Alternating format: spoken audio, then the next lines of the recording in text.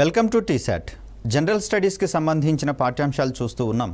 ఈ వీడియోలో మనము స్పేస్ సెక్టార్లో భాగంగా ఇక్కడ అంతరిక్ష రంగంలో ఉపగ్రహ వ్యవస్థలను ప్రయోగించేటటువంటి సందర్భంలో కీలకమైనటువంటి అంశాలుగా మనకు ఈ రాకెట్ లాంచింగ్ వెహికల్స్ అనేటటువంటివి కనిపిస్తూ ఉన్నాయి. మరి వాటి గురించినటువంటి మరికొన్ని కీలకమైనటువంటి అంశాలు తెలుసుకునే ప్రయత్నం చేద్దాం. సో ఇక్కడ ప్రపంచవ్యాప్తంగా అత్యంత ప్రముఖమైనటువంటి ఉపగ్రహ ప్రయోగ వాహక నౌకలకు సంబంధించి కనుక మనం గమనిస్తే రష్యాకు సంబంధించి ప్రోటాన్, సోయూజ్, అంగారా, కాస్మోస్ అనేటటువంటివి రష్యాకు సంబంధించినటువంటి ఉపగ్రహ వాహక నౌకలు, లాంచ్ వెహికల్స్ అని వీటిని మనం షార్ట్గా చెప్పుకుంటాం. అమెరికాకు సంబంధించి చూస్తే డెల్టా, ఫాల్కన్, టైటాన్, అట్లాస్ అనేటటువంటివి కనిపిస్తూ ఉన్నాయి. చైనాకు సంబంధించి చాంగ్ ఝాంగ్ లేదా లాంగ్ మార్చ్ అనేటటువంటి పేరుతోటి ఇవి రాకెట్ లాంచింగ్ వెహికల్స్ లేదా శాటిలైట్ లాంచ్ వెహికల్స్ని డెవలప్ చేసుకోవడం జరిగింది. యూరోపియన్ యూనియన్ విషయానికి వచ్చేసరికల్లా ఏరియన్ మరియు వేగా అనేటటువంటి రెండు లాంచ్ వెహికల్స్ని డిజైన్ చేసుకోవడం అనేది జరిగింది. సో ఇక్కడ జపాన్ విషయానికి వచ్చేసరికల్లా ల్యాండా అనేటటువంటిది ఒక రాకెట్ లాంచర్ కాగా మరికొన్నిటిని కనుక గమనిస్తే H1, H2, H3 అనేటటువంటి లాంచ్ వెహికల్స్ని జపాన్ డెవలప్ చేసుకోవడం అనేది జరిగింది. ఇక భారత్ విషయానికి వచ్చేసరికల్లా ప్రస్తుతము మనము వినియోగిస్తున్నటువంటి లాంచ్ వెహికల్స్ విషయంలో PSLV, ఇక్కడ SLV అన్నప్పుడు శాటిలైట్ లాంచ్ వెహికల్గా మనం గమనించాలి. PSLV అన్నప్పుడు పోలార్ శాటిలైట్ లాంచ్ వెహికల్గా దీన్ని మనం చెప్తాం. అదేవిధంగా GSLV అనేది జియో స్టేషనరీ శాటిలైట్ లాంచ్ వెహికల్గా దీన్ని మనం చెప్తాం. ఇక్కడ SSLVలో S అనేటటువంటిది స్మాల్ అనేటటువంటి అబ్రివేషన్గా చెప్తాం. చిన్న ఉపగ్రహాలను ప్రయోగించేందుకు దీన్ని ఉపయోగిస్తాము. స్మాల్ శాటిలైట్ లాంచ్ వెహికల్గా మనం చెప్తాం. ఇక్కడ చెప్పుకున్నటువంటి NGLV అనేది భవిష్యత్ అవసరాలను గుర్తెరిగి మన యొక్క వాహక నౌకలు, ప్రస్తుతం ఉన్నటువంటి వాహక నౌకల కంటే మించినటువంటి శక్తిని, ఆధునిక సాంకేతిక సామర్థ్యాలను కలిగి ఉన్నటువంటి వాహక నౌకగా నెక్స్ట్ జనరేషన్ లాంచ్ వెహికల్ అనేది మనకు కనిపిస్తూ ఉంది. సో దీంట్లో అత్యంత కీలకమైనటువంటి ప్రయోగాలు మరియు అత్యధిక విజయాల శాతాన్ని కలిగినటువంటిదిగా PSLV అనేది మనకు కనిపిస్తుంది. కాబట్టి PSLVని ఇస్రో వారి జవనాశ్వంగా పేర్కొంటాం. నెక్స్ట్ మనకు GSLV అనేది సమాచార ఉపగ్రహాలను ప్రయోగించేటటువంటి కోణంలో ఇది మనకు ఒక కీలకమైనటువంటి లాంచింగ్ వెహికల్గా మనకు కనిపిస్తూ ఉంది. సో ప్రస్తుతము ఇవన్నీ కూడా మనకు వినియోగంలో ఉన్నటువంటి వాహక నౌకలుగా మనం చూస్తూ ఉన్నాం. ఇది భవిష్యత్తులో రాబోయేటటువంటి వాహక నౌకగా మనం గమనించాలి. సో ఇక్కడ ఉపగ్రహాలను వాటి నిర్ధారిత కక్షలోకి చేర్చేటటువంటి క్రమంలో ఈ రంగంలో సాంకేతికంగా ముందంజలో ఉన్నటువంటి అగ్రదేశాలన్నీ కూడా పలు ఉపగ్రహ ప్రయోగ వేదికలను అవి ఏర్పాటు చేసుకోవడం అనేది జరిగింది. మరి భారత్ కనుక గమనిస్తే సతీష్ ధావన్ అంతరిక్ష కేంద్రం అనేది మనకు ఏకైక లాంచింగ్ స్టేషన్గా మనకు కనిపిస్తుంది. మనకు తమిళనాడులో మరొక స్టేషన్ అనేది రెడీ అవుతూ ఉంది. సో ఫ్రెంచ్ గయానా విషయానికి వచ్చేసరికల్లా ఇక్కడ కౌరు అంతరిక్ష కేంద్రం అనేది మనకు కనిపిస్తూ ఉంది. అమెరికా విషయానికి వచ్చేసరికల్లా కెన్నడీ స్పేస్ సెంటర్ అనేది మనకు కనిపిస్తూ ఉంది. కజకిస్తాన్లో బైకనూర్ కాస్మోడ్రోమ్ అనేటటువంటిది మనకు కనిపిస్తూ ఉంది. చైనా విషయానికి వచ్చేసరికల్లా జిక్వాన్ స్పేస్ లాంచ్ సెంటర్ అనేది మనకు ఇక్కడ, ఇవన్నీ ప్రపంచంలో కీలకమైనటువంటి ప్రముఖమైనటువంటి లాంచ్ వేదికలుగా, లాంచ్ ప్లాట్ఫామ్స్గా మనం ఇక్కడ చూస్తూ ఉన్నాం. సో ఇక్కడ ఉపగ్రహ ప్రయోగాలకు సంబంధించి చూస్తే అంతరిక్ష చరిత్రలో మొట్టమొదటి ముందడుగు మనకు 1957లో పడినట్లుగా తెలుస్తూ ఉంది. దీన్ని రష్యా చేపట్టినట్లుగా మనం గమనించవచ్చు. కాస్మోస్ అనేటటువంటి లాంచ్ వెహికల్ ద్వారా రష్యా 1957లో చేపట్టినటువంటి ప్రపంచపు మొట్టమొదటి కృత్రిమ ఉపగ్రహంగా మనకు స్పుత్నిక్ 1 అనేది కనిపిస్తుంది. స్పుత్నిక్ అనేటటువంటి పదానికి రష్యన్ భాషలో ఉపగ్రహం అనేటటువంటి అర్థం ఉంది. మరి ఈ ఉపగ్రహ ప్రయోగంతో మనకు ప్రపంచ అంతరిక్ష యుగం మొదలైనట్లుగా మనం చూస్తూ ఉన్నాం.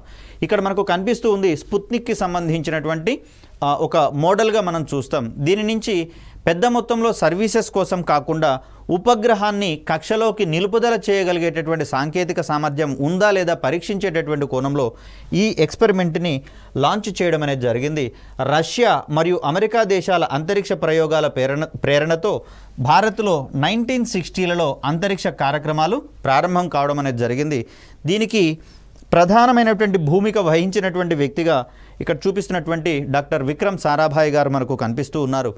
వీరు చేసినటువంటి విశిష్ట సేవలకు గాను వీరిని మనము భారత అంతరిక్ష పితామహునిగా మనం ప్రస్తుతించుకుంటూ ఉన్నాం.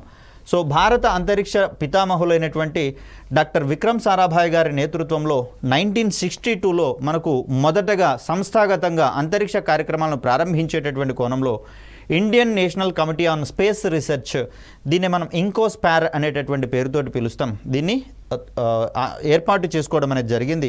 దీని ఆధ్వర్యంలోనే భారతదేశానికి సంబంధించినటువంటి అంతరిక్ష కార్యక్రమాలు ప్రారంభం కావడం అనేది జరిగింది.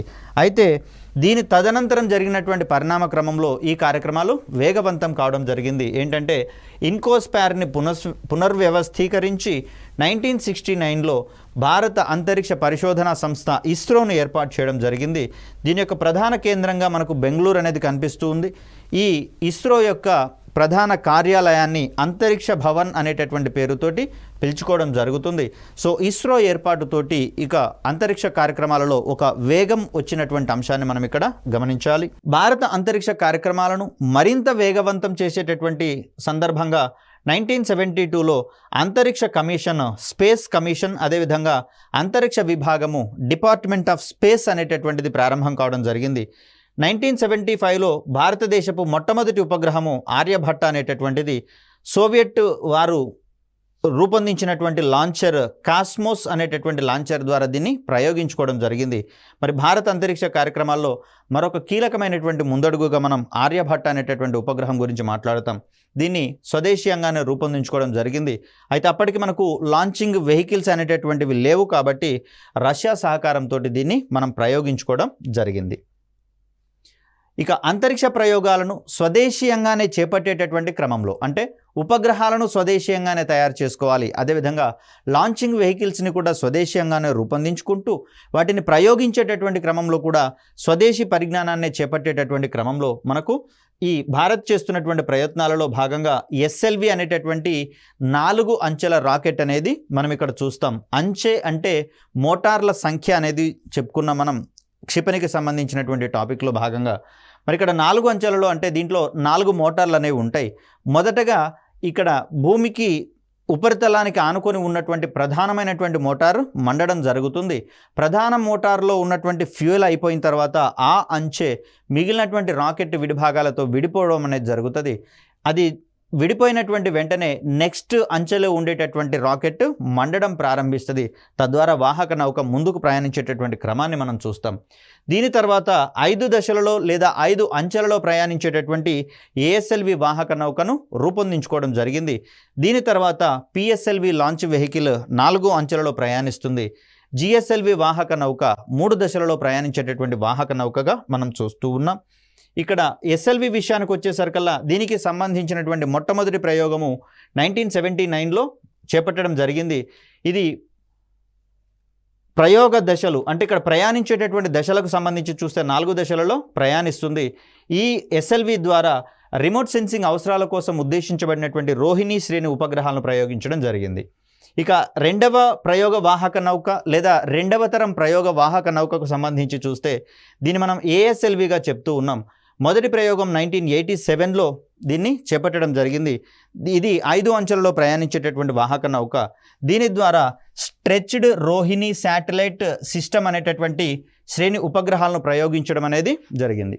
మళ్ళీ చెప్పనా, ఏఎస్ఎల్వి ద్వారా 1987లో దీని యొక్క మొదటి ప్రయోగం జరగడం చూస్తూ ఉన్నాం. ఇది 5 అంచెలలో ప్రయాణించేటటువంటి వాహక నౌకగా కనిపిస్తూ ఉంది. వీటి ద్వారా స్ట్రెచ్డ్ రోహిణి శాటిలైట్ సిస్టంలోని ఉపగ్రహాలను ప్రయోగించడం అనేది జరిగింది. నెక్స్ట్ మనం మాట్లాడుకోవాల్సింది అత్యంత కీలకమైనటువంటి ఉపగ్రహము ఇస్రో వారి జవనాశ్వంగా దీన్ని మనం చూస్తాం. పిఎస్ఎల్వి అనేటటువంటి రాకెట్ లాంచింగ్ వెహికల్ని మనము 1993లో మొదటి ప్రయోగాన్ని జరుపుకున్నాం. ఇది 4 అంచెలలో ప్రయాణించేటటువంటి వాహక నౌక కాగా వీటిలో పేర్లో కనిపిస్తుంది మనకు పోలార్ అని, ధృవ కక్షలలోకి ఉపగ్రహాలను ప్రయోగించే కోణంలో దీన్ని రూపొందించుకోగా వీటి సహాయంతో రిమోట్ సెన్సింగ్, భూపరిశీలన ఉపగ్రహాలు, వీటితో పాటుగా కమ్యూనికేషన్ ఉపగ్రహాలను భూస్థిర కక్షలలో కూడా ప్రయోగించేటటువంటి క్యాపబిలిటీ పిఎస్ఎల్వికి ఉన్నట్లుగా మనం గమనిస్తూ ఉన్నాం. కాబట్టే సరల్, కల్పన 1, IRNSS శ్రేణిలోని ఉపగ్రహాలన్నింటినీ కూడా మనము పిఎస్ఎల్వి వాహక నౌకల ద్వారా ప్రయోగించుకోవడంతో పాటుగా స్పేస్ ఎక్స్ప్లోరేషన్ ప్రోగ్రాంలలో కూడా పిఎస్ఎల్వి తనదైనటువంటి పాత్రను పోషించడం జరిగింది. దీంట్లో భాగంగా చంద్రయాన్-1, మంగళయాన్ అనేటటువంటి ఉపగ్రహాలను ప్రయోగించుకునేటటువంటి ప్రయత్నం చేశాం. ఇక నెక్స్ట్ది మనం చెప్పుకోవాల్సినటువంటిది జిఎస్ఎల్వి లాంచ్ వెహికల్. దీని యొక్క మొదటి ప్రయోగం 2001లో చేపట్టడం జరిగింది. ఈ వాహక నౌక 3 అంచెలలో ప్రయాణించేటటువంటి సందర్భాన్ని చూస్తూ ఉన్నాం. సమాచార ప్రసార కార్యక్రమాల కోసం ఉద్దేశించబడినటువంటి కమ్యూనికేషన్ ఉపగ్రహాలను దీని ద్వారా ప్రయోగించేటటువంటి అవకాశం ఉంది. మోరోవర్ ఈ ఉపగ్రహాలను భూస్థిర కక్షలలోకి ప్రయోగించే ప్రయత్నం చేస్తాం. ఇక ఎస్ఎస్ఎల్వి అనేటటువంటి మరొక వెరీ రీసెంట్గా జరిగినటువంటి అడ్వాన్స్మెంట్లో దీన్ని రూపొందించడం అనేది జరిగింది. ఇది 3 అంచెలలో ప్రయాణించేటటువంటి వాహక నౌకగా మనకు కనిపిస్తూ ఉంది. 2019లో దీని యొక్క మొదటి ప్రయోగం జరిగినట్లుగా మనం చూడవచ్చు. ఇప్పటి వరకు కేవలం 3 ప్రయోగాలు మాత్రమే చేపట్టడం జరిగింది, అభివృద్ధి ప్రయోగాలు జరిగాయి. దీంట్లో చేపట్టినటువంటి మొదటి అభివృద్ధి ప్రయోగం విఫలమైంది. తదుపరి జరిగిన 2 అభివృద్ధి ప్రయోగాలు సక్సెస్ కావడం అనేది జరిగింది.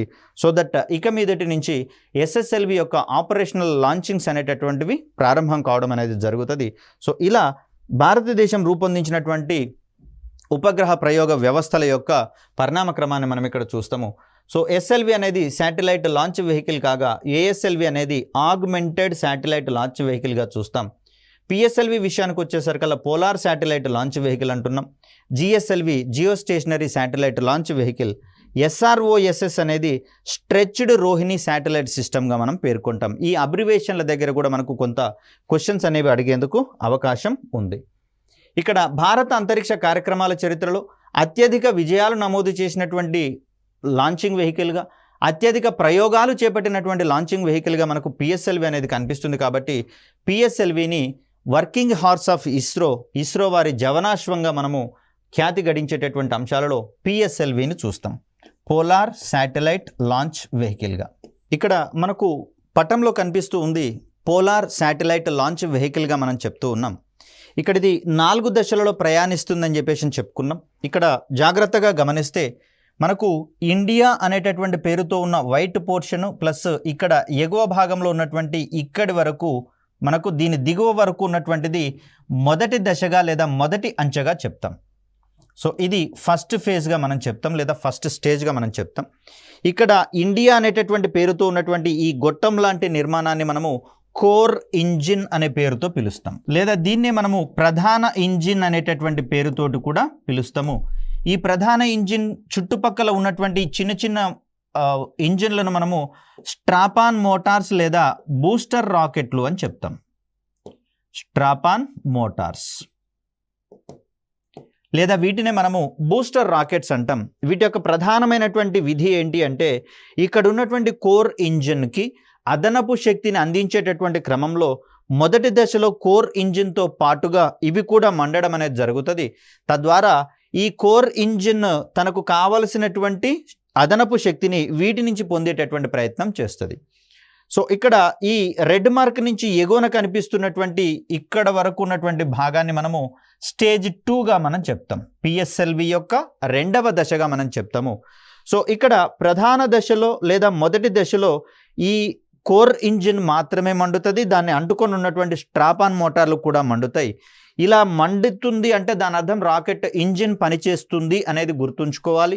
దీంట్లో ఉండేటటువంటి ఇంధనము దహన ప్రక్రియలో భాగంగా అవి దిగువకు వాయువులను విడుదల చేస్తూ ఉంటాయి. ఫలితంగా రాకెట్ పైకి ప్రయాణిస్తుంది అనేది మనందరికీ తెలిసిందే. ఎప్పుడైతే కోర్ ఇంజిన్లోనూ మరియు స్ట్రాపాన్ మోటార్లలో ఉండేటటువంటి ఫ్యూయల్ అయిపోతుందో అప్పుడు ఈ పార్ట్ మనకు సెపరేషన్ అనేది జరుగుతుంది. సో దీని తర్వాత సెపరేషన్ తర్వాత ఇమ్మీడియట్గా మనకు 2వ దశలో ఉన్నటువంటి ఇంజిన్ మండడం అనేది ప్రారంభిస్తుంది. తద్వారా పిఎస్ఎల్వి యొక్క 2వ దశ లేదా 2వ అంచె ప్రారంభమైనట్లుగా మనం చెప్తాం. ఇక ఇక్కడ ఈ ఎల్లో లైన్కి ఎగువన ఉన్నటువంటి ఈ కోన్ లాంటి భాగం ఏదైతే ఉందో దీన్ని మనము హీటింగ్ షీల్డ్ లేదా హీట్ షీల్డ్గా పేర్కొంటాం. అంటే ఉష్ణ కవచంగా దీన్ని మనం చెప్తాం.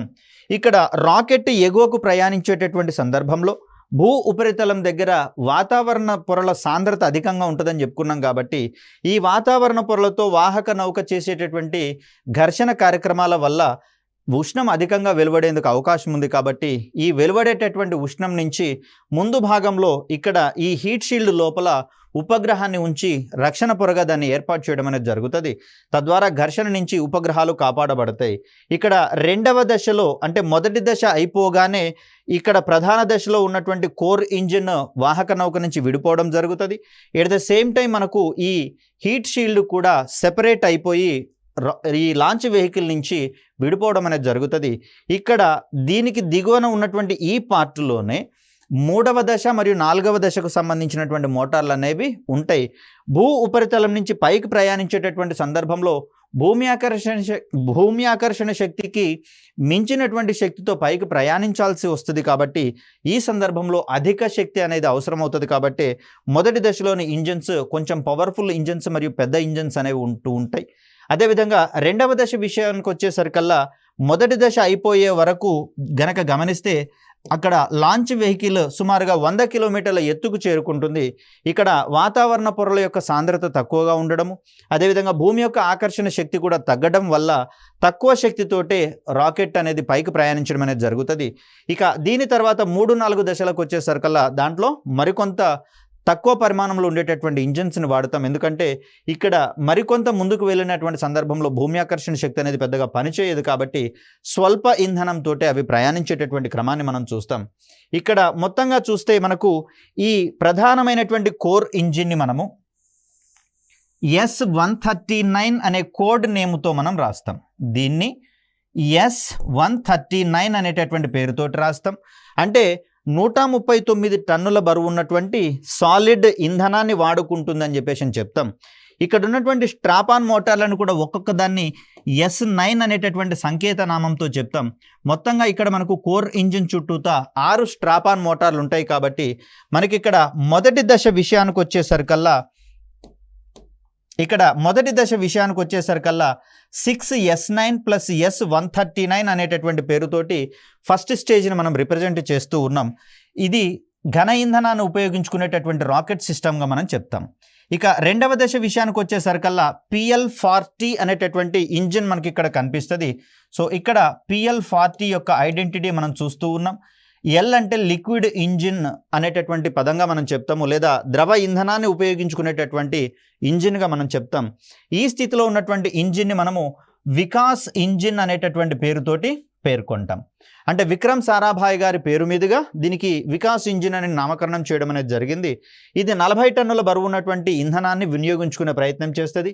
ఇక మూడవ దశలో కనిపిస్తున్నటువంటి ఇంజిన్గా మనము HPS3గా మనం చెప్తాం. అంటే ఇక్కడ ఉన్నటువంటి ఇంజిన్ కూడా సాలిడ్ స్టేట్లో ఉండేటటువంటి ఇంధనాన్ని వినియోగించుకుంటుంది. 3 టన్నుల పరిమాణంలో ఇక్కడ ఇంధనాన్ని నింపేటటువంటి ప్రయత్నం జరుగుతుంది. ఇక నాలుగవ దశలో ఉన్నటువంటి ఇంజిన్గా మనం L2.5 అంటే ఇది 2.5 టన్నుల బరువు ఉన్నటువంటి ద్రవ ఇంధనాన్ని ఉపయోగించుకునేటటువంటి ప్రయత్నం చేస్తుంది. మొత్తంగా వాహక నౌక యొక్క బరువును కనుక గమనిస్తే 294 టన్నుల బరువు ఉంటుంది. ఇక్కడ మనం చెప్పినటువంటి మొత్తం కాన్ఫిగరేషన్ 6 స్ట్రాపాన్ మోటార్లు. ఇక్కడ S9 అంటే ఒక్కొక్క స్ట్రాపాన్ మోటారు 9 టన్నుల బరువు ఉండేటటువంటి ఘన ఇంధనాన్ని ఉపయోగించుకుంటుంది. సో ఇక్కడ మొత్తం కాన్ఫిగరేషన్ వచ్చేసరికి మనకు 294 టన్నుల బరువు ఉంటుంది. అంటే 2,94,000 కిలోల బరువు అనేది మనకి ఇక్కడ కనిపిస్తూ ఉంది. ఓవరాల్గా వాహక నౌక యొక్క మొత్తం బరువు 44 మీటర్లు ఉంటుంది. వ్యాసం వచ్చేసరికల్లా 2.8 మీటర్ల వ్యాసం అనేది కనిపిస్తూ ఉంది. ఇక్కడ హీట్ షీల్డ్ అనేటటువంటిది మనకు 3.2 మీటర్స్ డయామీటర్ అనేది వ్యాసాన్ని కలిగి ఉంటున్నట్లుగా మనం చూస్తాం. 4 stage launch vehicle multiple satellites అంటే ఒకే ఒక ప్రయోగంలో మనకు బహుళ ఉపగ్రహాలను కూడా ప్రయోగించగలిగేటటువంటి క్యాపబిలిటీ PSLVకి ఉన్నట్లుగా మనం చూస్తూ ఉన్నాం. దీనితో పాటుగా కాలానుగుణంగా వచ్చినటువంటి సాంకేతిక అభివృద్ధిలో భాగంగా ఒకటే లాంచ్ వెహికల్ నుంచి 2 వేర్వేరు కక్షలలోకి ఉపగ్రహాలను ప్రయోగించగలిగేటటువంటి సాంకేతిక సామర్థ్యం కూడా మనకు వచ్చినట్లుగా మనం చూస్తూ ఉన్నాం. సో ఇక్కడ GTO అంటే భూస్థిర కక్షల విషయానికి వచ్చేసరికల్లా 1200 కిలోల బరువు ఉన్నటువంటి ఉపగ్రహాలను భూస్థిర కక్షలలోకి ప్రయోగించగలుగుతుంది. అదేవిధంగా 1700 టన్నుల బరువు ఉన్నటువంటి ఉపగ్రహాలను SSPOలోకి ప్రయోగించగలిగేటటువంటి సామర్థ్యము PSLVకి ఉన్నట్లుగా మనం ఇక్కడ చూస్తూ ఉన్నాం. సో ఇక్కడ మనకు చూడాలి, ఇక్కడి నుంచి ప్రారంభమైనటువంటి లాంచ్ వెహికల్ ఇక్కడ పారాబోలిక్ పథంలో ప్రయాణిస్తూ ఎక్కడైతే నిర్దిష్ట కక్షలో చేర్చాలో లేదా బదిలీ కక్షకు చేర్చాలో అక్కడికి వచ్చిన తర్వాత ఉపగ్రహాన్ని అక్కడ వదిలివేసి 4వ దశ అనేది దాని నుంచి విడిపోవడం అనేది జరుగుతుంది. సో ఇలా మనం ప్రయోగాన్ని చేపడుతూ ఉంటాం. ఇక్కడ హీట్ షీల్డ్ లోపల ఉన్నటువంటి ఉపగ్రహాన్ని మనం ఇక్కడ గమనించవచ్చు. ఇది PSLV C54కి సంబంధించినటువంటి ఒక ప్రయోగంగా మనం చూస్తూ ఉన్నాం. సో ఇలా మనకు వాహక నౌక యొక్క ట్రాజెక్టరీ అనేది ముందుగానే నిర్ధారించబడుతుంది. ఒకవేళ ప్రయాణించేటటువంటి సందర్భంలో ఈ ట్రాజెక్టరీకి కాస్త అటో ఇటుగానో వాహక నౌక కనుక ప్రయాణించినట్లయితే దీంట్లో ఉన్నటువంటి క్లోజ్డ్ లూప్ సిస్టమ్, అదేవిధంగా ఇనర్షియల్ నావిగేషన్ సిస్టమ్ అనేటటువంటి 2 వ్యవస్థలు ఆ ప్రయాణ పదంలో ఏర్పడినటువంటి మార్పులను క్లియర్ కట్గా కరెక్షన్ చేసేటటువంటి ప్రయత్నం చేస్తాయి. ఒకవేళ అవి గనక కరెక్షన్ కాలేదనుకుంటే ఆటోమేటిక్గా లాంచ్ వెహికల్ని పేల్చివేసేటటువంటి ప్రయత్నం చేస్తారు. ఇక PSLVకి ఉన్నటువంటి దశలలో భాగంగా ఎన్ని రకాలైనటువంటి మనకు లాంచ్ వెహికల్స్ ఉన్నాయి అనేది మనకు డిపెండ్ అవుతూ ఉంది.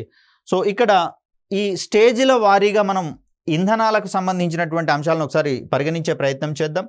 మొదటి దశలో ఘనస్థితిలో ఉండేటటువంటి HTPB ఇంధనాన్ని వినియోగించుకునేటటువంటి ప్రయత్నం చేస్తాం. సో HTPB అంటే హైడ్రాక్సిల్ టర్మినేటెడ్ పాలీ బ్యూటడైన్గా దీన్ని మనం చెప్తాం,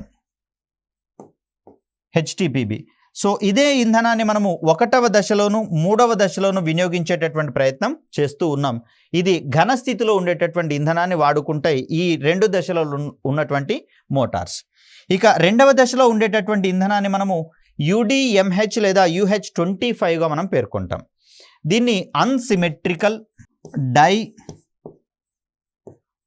మిథైల్ హైడ్రజీన్గా దీన్ని మనం చెప్తాం. జాగ్రత్త అండి, ఇది హైడ్రోజన్ అని పొరపాటు పడేందుకు అవకాశం ఉంది. ఇక్కడే మనకు పేరు మార్చి మనల్ని కన్ఫ్యూజ్ చేసి ఎగ్జామ్లో అడిగేటటువంటి ప్రయత్నం చేస్తారు. సో ఇది హైడ్రోజన్ కాదు, హైడ్రజీన్, అన్సిమెట్రికల్ డైమిథైల్ హైడ్రజీన్గా దీన్ని మనం చెప్తాం. ఇక UH25 అంటే 75% ఏమో అన్సిమెట్రికల్ డైమిథైల్ హైడ్రజీన్ని కలిపి దీనికి అదనంగా 25% మనకు మిథైల్ హైడ్రజీన్ని హైడ్రజీన్ హైడ్రేట్ని యాడ్ చేసేటటువంటి ప్రయత్నం చేస్తారు. ఇక్కడ UH25 అంటే 75% వరకు అన్సిమెట్రికల్ డైమిథైల్ హైడ్రజీన్ని ఉంచుతారు. మిగిలినటువంటి 25% ఏదైతే ఉందో దీన్ని హైడ్రజీన్ హైడ్రేట్ అనేటటువంటి దాన్ని కలిపే ప్రయత్నం చేస్తారు. సో అలా మనకు అన్సిమెట్రికల్ డైమిథైల్ హైడ్రజీన్ 75%, హైడ్రజీన్ హైడ్రేట్ ఇది 25%, మొత్తంగా కలిపితే దీన్ని మనము UH25గా చెప్తాం. UDMH కంటే మించినటువంటి శక్తిని అందించేటటువంటి ఇంధనంగా మనకి ఇది కనిపిస్తూ ఉంది. ఇది ద్రవ స్థితిలో ఉండేటటువంటి ఇంధనం. ఈ ఇంధనాన్ని వాడుకునేటటువంటి ఇంజిన్గా మనము వికాస్ ఇంజిన్ని పేర్కొంటాం. విక్రమ్ అంబాలాల్ సారాభాయ్ గారి పేరు మీదుగా దీనికి వికాస్ అనేటటువంటి నామకరణం చేయడం జరిగింది. ఇక 3వ దశలో HTPB అంటున్నాం. 4వ దశలో కూడా ద్రవ స్థితిలో ఉన్నటువంటి మోనో మిథైల్ హైడ్రజీన్ అనేటటువంటి దాన్ని ఇక్కడ వాడతాము. సో ఇక్కడ జాగ్రత్తగా గమనిస్తే PSLV కంటే ముందున్నటువంటి వాహక నౌకలైనటువంటి SLV, ASLV 2 కూడా పూర్తిగా ఘన ఇంధనాన్ని ఉపయోగించుకునేటటువంటి వాహక నౌకలు కాగా మనకు PSLVలోనే మొదటిసారిగా ద్రవ ఇంధనాన్ని వాడుకునేటటువంటి సౌలభ్యం ఏర్పడింది. కాబట్టి మొట్టమొదటిసారిగా ద్రవ ఇంధనాన్ని వాడినటువంటి వాహక నౌకగా PSLVకి పేరు అనేది రావడం జరిగింది. మరి వీటితో పాటుగా GSLVలో కూడా ద్రవ ఇంధనాన్ని వాడతాము. సో ఆ క్రమంలో క్రింది వానిలో ద్రవ ఇంధనాన్ని వాడుతున్నటువంటి వాహక నౌకలు ఏవి అన్నప్పుడు మనం PSLV, GSLVలని ద్రవ ఇంధనం వాడుతున్నాం కాబట్టి ఆప్షన్గా తీసుకుంటాం. కానివి ఏవి అన్నప్పుడు మనం ఇంత క్రితం చెప్పుకున్నటువంటి శాటిలైట్ లాంచ్ వెహికల్ కావచ్చు, ASLV augmented satellite launch vehicle కావచ్చు, అదేవిధంగా స్మాల్ శాటిలైట్ లాంచ్ వెహికల్, ఈ మూడింటిలలో కూడా ఘన ఇంధనమే ప్రధానంగా వాడతాం. కాబట్టి ద్రవ ఇంధనాన్ని వాడనటువంటి లాంచ్ వెహికల్స్ ఏవి అన్నప్పుడు వీటిని మనం పేర్కొనాల్సి వస్తుంది. ఈ విధమైనటువంటి స్లైట్ డిఫరెన్సెస్ ఆధారంగా కూడా మనకు క్వశ్చన్స్ పడేందుకు అవకాశం అనేది ఏర్పడుతుంది. ఇక PSLVలో ఉన్నటువంటి వేరియంట్స్ అంటే రూపాంతరాలకు సంబంధించి చూస్తే మనకు ప్రయోగించబడేటటువంటి ఉపగ్రహాల యొక్క బరువును ఆధారంగా కావచ్చు, అదేవిధంగా చేర్చవలసినటువంటి ఉపగ్రహాల యొక్క కక్షలను బట్టి కావచ్చు, రకరకాలైనటువంటి వేరియంట్స్ని మనం ఇక్కడ ఏర్పాటు చేసుకోవడం జరిగింది. ఇక్కడ డయాగ్రామ్లో కనిపిస్తున్నటువంటి 5 నిలువుగా ఉన్నటువంటి రాకెట్స్ మనం చూస్తూ ఉన్నాం. ఇవి ఒక్కొక్కటి ఒక్కొక్క పిఎస్ఎల్వి వేరియంట్గా మనం చెప్తూ ఉన్నాం.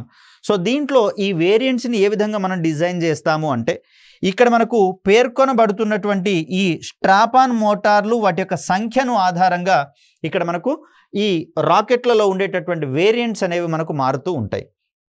సో తొలిసారిగా మనం రూపొందించినటువంటి పిఎస్ఎల్వి వేరియంట్గా మనం పిఎస్ఎల్వి జీ అని చూస్తున్నాం. ఇక్కడ జీ అంటే జనరల్ అనేటటువంటి అంశంగా చూస్తాం. సో పిఎస్ఎల్వి యొక్క సాధారణ రూపంగా మనం దీన్ని చూస్తాం. ఇక్కడ జాగ్రత్తగా గమనిస్తే మొదటి దశలో ఉన్నటువంటి కోర్ ఇంజిన్గా S139 అనేది కనిపిస్తుంది. రెండవ దశకు వచ్చేసరికల్లా PL40 అనేది కనిపిస్తుంది. మూడవ దశకు వచ్చేసరికల్లా మనకు HPS3 అనేది కనిపించింది. అదేవిధంగా ఫోర్త్ స్టేజ్కి వచ్చేసరికల్లా మనకు L2.5 అనేది మనకు కనిపించింది. సో ఇదే వరుస క్రమం మిగిలిన అన్ని రాకెట్లలోనూ కనిపిస్తుంది.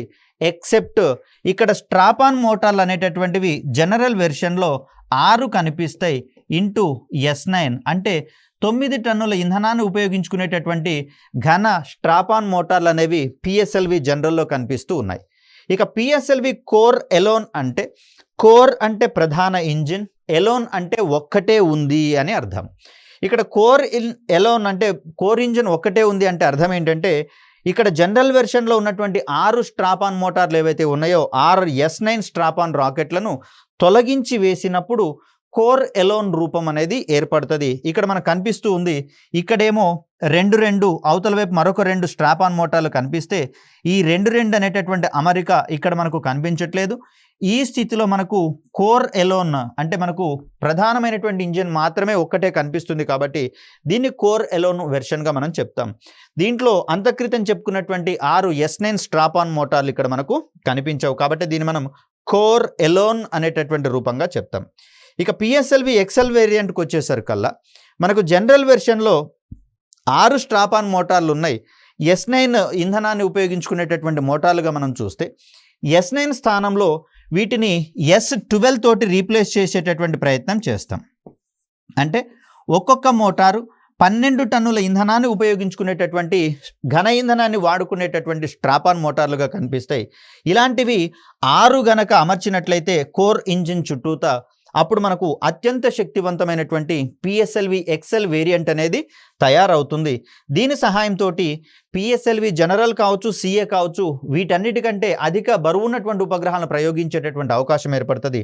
అఫ్కోర్స్ DL-QL కంటే కూడా మనము అధిక శక్తివంతమైనటువంటి అధిక బరువు ఉన్నటువంటి ఉపగ్రహాలను పిఎస్ఎల్వి ఎక్సెల్ ద్వారా ప్రయోగించే అవకాశం ఉంది. ఇక పిఎస్ఎల్వి DL-QL విషయాలకు వచ్చేసరికల్లా వీటిలలో కూడా S12 స్ట్రాపాన్ మోటార్లు అనేవి కనిపిస్తూ ఉంటాయి. QLలో కూడా మనకు S12 స్ట్రాపాన్ మోటార్లు అనేవి కనిపిస్తూ ఉంటాయి. DL విషయానికి వచ్చేసరికల్లా ఈ స్ట్రాపాన్ మోటార్లు కేవలం 2 మాత్రమే ఉంటాయి కోర్ ఇంజిన్ చుట్టూతా. కానీ QL విషయానికి వచ్చేసరికల్లా ఈ స్ట్రాపాన్ మోటార్లు 4 కనిపిస్తాయి. 4 S12 స్ట్రాపాన్ మోటార్లు కోర్ ఇంజిన్కి ఇరువైపులా గనక వాటిని అమర్చినట్లయితే ఏర్పడేటటువంటి రూపాన్ని మనం పిఎస్ఎల్వి QL వెర్షన్గా మనం చెప్తాం. సో ఇక్కడ పిఎస్ఎల్వి జనరల్ వెర్షన్కి వచ్చేసరికల్లా 294 లేదా 295 టన్నుల బరువు అనేది మనకి ఇక్కడ కనిపిస్తూ ఉంటే, పిఎస్ఎల్వి కోర్ ఎలిమెంట్ అనేటటువంటిది 230 టన్నుల బరువు అనేది కనిపిస్తుంది. పిఎస్ఎల్వి ఎక్సెల్ విషయానికి వచ్చేసరికల్లా ఇది 320 టన్నుల బరువు అనేది కనిపిస్తూ ఉంది. పిఎస్ఎల్వి DL విషయానికి వచ్చేసరికల్లా ఇది 260 టన్నుల బరువు అనేది కనిపిస్తుంది. ఇక పిఎస్ఎల్వి QL అప్రాక్సిమేట్లీ దీని యొక్క ఖచ్చితమైనటువంటి బరువు తెలియడం లేదు. 280 లేదా 290 టన్నుల బరువు ఉన్నటువంటి వాహక నౌకగా మనకు పిఎస్ఎల్వి QL అనేది కనిపిస్తుంది. సో వీటి సహాయంతో వేర్వేరు బరువులు కలిగినటువంటి ఉపగ్రహాలను విభిన్న కక్షలలోకి ప్రయోగించేటటువంటి ప్రయత్నం చేస్తారు. 1 by 1 వీటికి సంబంధించినటువంటి అంశాలను గమనించేటటువంటి ప్రయత్నం చేద్దాం. పేలోడ్స్ విషయానికి వచ్చేసరికల్లా 1678 కిలోల బరువు ఉన్నటువంటి ఉపగ్రహాలను 622 కిలోమీటర్ల ఎత్తులో ఉండేటటువంటి SSPOలోకి ప్రయోగించేటటువంటి ప్రయత్నం చేయవచ్చు. ఇక్కడ పిఎస్ఎల్వి జనరల్ వెర్షన్ యొక్క బరువు వచ్చేసరికి మనకు 295 టన్నులు ఉన్నట్లుగా మనం చూస్తూ ఉన్నాం. ఇక్కడ పిఎస్ఎల్వి జనరల్ యొక్క ప్రయోగ కార్యక్రమాలు కనుక మనం గమనిస్తే ఇప్పటి వరకు మొత్తంగా మనం 12 ప్రయోగాలను చేపట్టుకోవడం అనేది జరిగింది. పిఎస్ఎల్వి జనరల్ వెర్షన్కి సంబంధించి. ఈ 12 వెర్షన్స్లలో మొదటి మూడింటిని మనము అభివృద్ధి ప్రయోగాలుగా చెప్తాం. ఈ ప్రయోగాలలో మనము వాహక నౌక మనం అనుకున్నటువంటి స్పెసిఫికేషన్స్ ఆధారంగా ప్రయాణిస్తుందా లేదా అనేటటువంటి అంశాల మీద మాత్రమే దృష్టి సారించడం జరుగుతుంది. ఇక్కడ ఉపగ్రహము కక్షలో చేరిందా, ఉపగ్రహం నుంచి మనం సర్వీసెస్ తీసుకున్నామా లేదా అనేటటువంటి విషయాల మీద ఎలాంటి క్లారిటీ తోటి మనం ఉండం. కేవలం ఇక్కడ వాహక నౌక అనేది మనం అనుకున్నటువంటి అంశాల ఆధారంగా, లక్ష్యాల ఆధారంగా ప్రయాణిస్తుందా లేదా అనేటటువంటిది మాత్రమే ప్రధానమైనటువంటి క్రైటీరియా. సో మొదటి ప్రయోగంలో భాగంగా IRS-1E అనేటటువంటి ఉపగ్రహాన్ని భూ నిమ్న కక్షలలో ప్రయోగించడం జరిగింది. ఇక్కడ మొదటి ప్రయోగము విఫలమైనట్లుగా మనం చూస్తూ ఉన్నాం. సో అవుట్ ఆఫ్ 12 ప్రయోగాలలో మొదటి ప్రయోగం ఫెయిల్యూర్. మిగిలినటువంటి దాంట్లలో ఇక్కడ రెండవది సక్సెస్ఫుల్గా ప్రయోగించాం, మూడవది కూడా సక్సెస్ఫుల్గా ప్రయోగించాము. PSLV D2 D3 అనేవి 1994-96లలో ప్రయోగించడం. వీటితోటి IRS-P2 IRS-P3 అనేటటువంటి ఉపగ్రహాలను ప్రయోగించాం SSPOలోకి. 2 ప్రయోగాలు సక్సెస్. ఇక డెవలప్మెంట్ ప్రయోగాలు అయిన తర్వాత C1 అనేటటువంటి కోడ్ నేమ్ అన్నిటికీ కనిపిస్తుంది చూడండి. దీన్ని మనము కంటిన్యూయస్ అంటాం. అంటే PSLV యొక్క కొనసాగింపు కార్యక్రమాలుగా వీటిని మనం చెప్తాము. డెవలప్మెంట్ ప్రయోగాలు అయిన తర్వాత కొనసాగింపు కార్యక్రమాలు 1 నుంచి స్టార్ట్ అయినాయి. 1, 2, 3, 4, 5, 6, 7. ఇక్కడ 7 వరకు వరుసగా జనరల్ వెర్షన్లో మనకు లాంచింగ్స్ అనేవి కనిపిస్తూ ఉన్నాయి. దీని తర్వాత PSLV C16 మరియు PSLV C35 ఇవి 2 మాత్రమే జనరల్ వెర్షన్గా మనం చూస్తూ ఉన్నాం. చివరిసారిగా PSLV జనరల్ వెర్షన్ని 2016లో ప్రయోగించుకోవడం జరిగింది. ఈ ప్రయోగం తర్వాత PSLV జనరల్ని రిటైర్మెంట్ ప్రకటించడం అనేది జరిగింది. సో దీంట్లో భాగంగా చివరగా SCATSAT-1 అనేటటువంటి ఉపగ్రహాన్ని ప్రయోగించుకున్నాం. ఇక్కడ టోటల్గా చూస్తే PSLV జనరల్ వెర్షన్ ద్వారా 29 ఉపగ్రహాలు మనం ప్రయోగించుకోగా దీంట్లో స్వదేశీ ఉపగ్రహాలు 17, విదేశీ ఉపగ్రహాలుగా మనకు 12 అనేవి కనిపిస్తూ ఉన్నాయి. మొదటిసారిగా విదేశీ ఉపగ్రహాలను ఏ వాహక నౌక ద్వారా ఏ సందర్భంలో ప్రయోగించారు అంటే PSLV C2 ద్వారా మే 26, 1999లో మొదటి ప్రయోగం జరిగింది. ఇక్కడ మనకు అన్ని కార్యక్రమాలలోనూ ప్రధానంగా భారతీయ ఉపగ్రహము, దానితోటి అవసరమైనటువంటి సందర్భాలలో విదేశీ ఉపగ్రహాలను కో ప్యాసింజర్ పేలోడ్స్గా ప్రయోగించడం అనేది జరిగింది. ఇక్కడ ఎక్స్క్లూజివ్లీ మెట్సాట్ అనేటటువంటి ఉపగ్రహం ఒక్కదానే ప్రయోగించినాం. ఇక్కడ దిగువన కనుక గమనిస్తే IRS-P6 దీన్నే రిసోర్స్ SAT-1 అనేటటువంటి పేరుతోటి పిలుస్తూ ఉన్నాం. సో ఇలా మనకు పూర్తిగా భారతీయ ఉపగ్రహాలను ప్రయోగించేటటువంటి ఉపగ్రహ ప్రయోగాలను స్వదేశీ కార్యక్రమాలుగా మనం చెప్తూ ఉంటే, విదేశీ ఉపగ్రహాలతో కూడినటువంటి కార్యక్రమాలను వాణిజ్య ప్రయోగాలుగా మనం చెప్పుకుంటూ ఉంటాం. వీటి వల్ల విదేశీ మారక ద్రవ్యం కూడా మనకు సమకూరేటటువంటి అవకాశం ఉంది. సో అలా PSLV జనరల్ అనేది ప్రస్తుతం పనిచేయడం లేదు. మొత్తం రూపాలు 5 అయితే పనిచేస్తున్నటువంటి ప్రస్తుత రూపాలు కేవలం 4 మాత్రమే. సో ఇక్కడ PSLV జనరల్ని రిటైర్ చేయించడం జరిగింది 2016 నుంచి. మరి మిగిలిన రూపాలకు సంబంధించినటువంటి అంశాలను నెక్స్ట్ వీడియోలో గమనించే ప్రయత్నం చేద్దాం. అప్పటి వరకు సెలవు. ధన్యవాదాలు.